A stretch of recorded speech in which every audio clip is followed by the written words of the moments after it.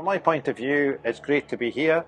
I think the UK is at a pivotal point at the moment. We've got all the new offshore projects coming. We've got carbon capture, we've got hydrogen production, we've got offshore electrification. There's enormous opportunities out there, and the UK need to grasp these. In order to grasp them, we've got to have modern manufacturing. And today, the first two presentations that I've listened to today has all been about modern manufacturing, which can get us right to the forefront of competitiveness and be able to win a good share of work going forward.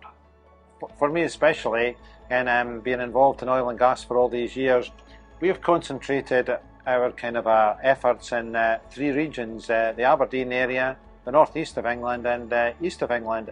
And it was great actually to get the opportunity through the British Valve Association to come across here to the northwest, engage with a different range of companies and really make new contacts. So thank you to the BVAA for that opportunity. We've got this real opportunity coming, and we've got to be competitive.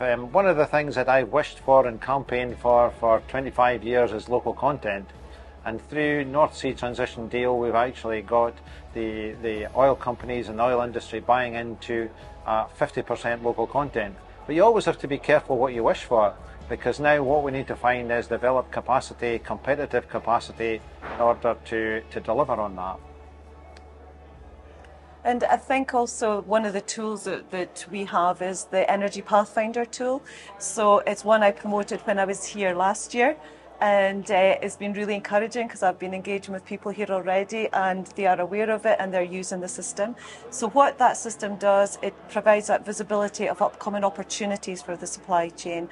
It's got oil and gas projects on there, it's got carbon capture and storage projects, offshore wind as well. So it really is quite a unique tool for the industry. Yeah, so at the BVAA conference, it's spring conference today, speaking about additive manufacturing and how we can verify parts straight off the print bed for end use. More around jigs, fixtures, tooling and end use product, but not actually the valves themselves, more the processes in order to make the valves and hold the parts. So Additive X offer a range of services around 3D printing or additive manufacturing. We do consultancy, we sell the 3D printers, we discuss materials with customers, and then we also offer what we call our digital parts factory, which is printing services across the range of machines we deal with. Yeah, well, I'm Nigel Goodrich. I work for the Nuclear AMRC in Sheffield, and I help deliver the Fit for Supply Chain Development Programme. So what I was talking about this morning was a little bit about Fit for Nuclear, which some of your members have done and are doing. But also our more recent Fit for Hydrogen and Carbon Capture and Utilisation programme. And again, there are people here today who are on that programme, and quite a few of your members are working their way through it with the aim of helping businesses to win work in, well, both sectors, but increasingly hydrogen, with the sort of volumes of work potentially coming, to help develop what they do and point them in the right direction for winning work.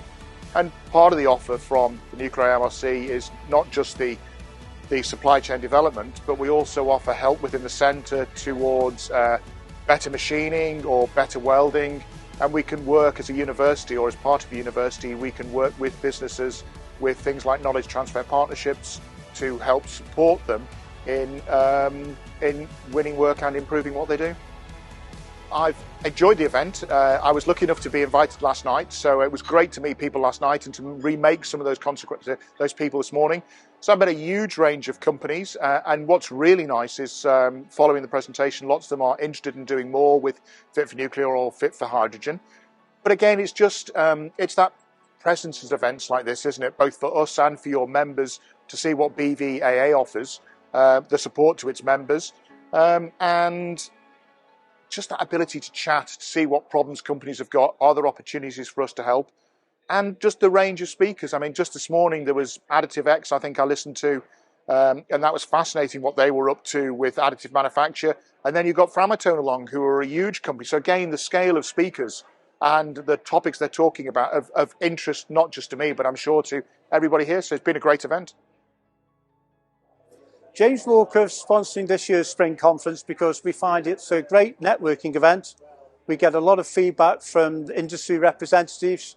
We get a lot of information about what's upcoming, what the new ideas are, where the industry is going and how it sees the development of certain products in the future.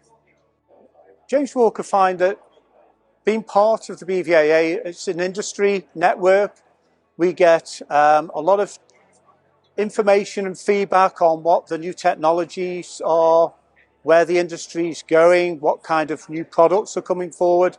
Gives us an opportunity to get voice of the customer and some feedback on voice of the industry as well. So it's a really powerful tool that we use.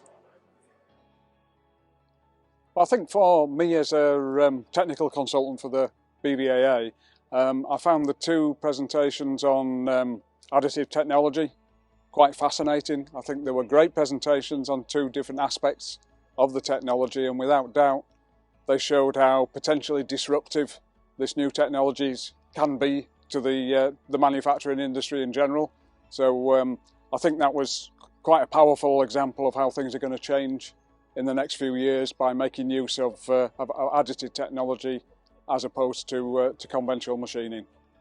So those were the two standout ones for me, but I think the other one worth a mention was the rather technical presentation on the use of argon as a test gas in comparison to potentially replace helium or methane. That's an important subject for lots of valve manufacturers because of the cost and availability of helium, but also because of the very searching qualities of helium and the difficulty in passing a test with that gas. So I think that's an important one for the future, and it's also one that potentially could save money in the short term if manufacturers were able to use that by reference to the new standards.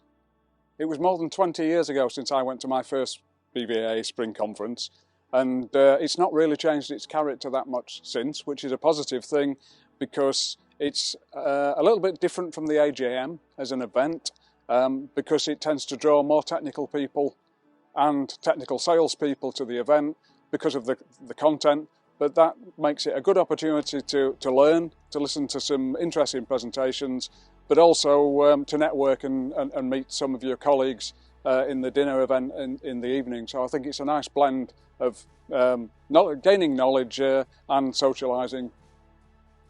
Okay.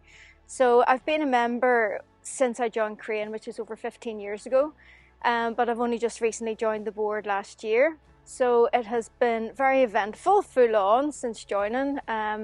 Really exciting time to be part of BVAA, particularly around the legislation changes that are coming in and really affecting our businesses, both within the UK and globally. But also the technology advances with hydrogen and the change that's going to make to our industry as a whole.